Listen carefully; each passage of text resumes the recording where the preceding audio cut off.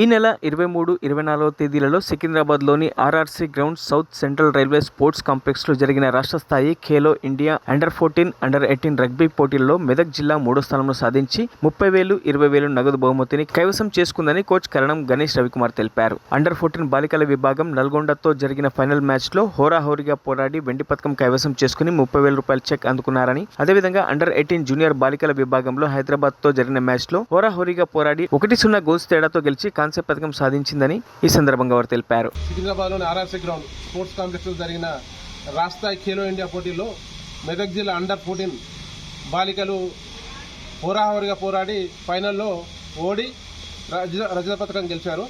అలాగే అండర్-18 గర్ల్స్ వాళ్ళు కూడా కాంస్య పథకం గెలిచారు. ఈ సర్టిఫికెట్లు ఖేలో ఇండియా సర్టిఫికెట్లు ఉద్యోగ ఉపాధి ఉన్నత చదువులకు బాగా ఉపయోగపడుతుంది. వాళ్ళ భవిష్యత్తు కూడా బంగారు బాటలు వేస్తుంది.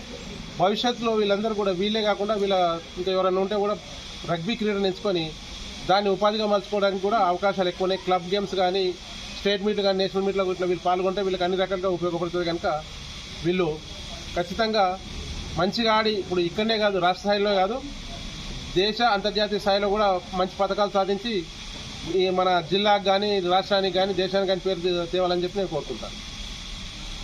లాస్ట్ టైం నేను మోడల్ స్కూల్ చదువుతున్నాను. మొన్న సికింద్రాబాద్లో జరిగిన గేమ్ టోర్నమెంట్లో హోరాహోరీగా పోటీ ఇచ్చి ఓడిపోయాము.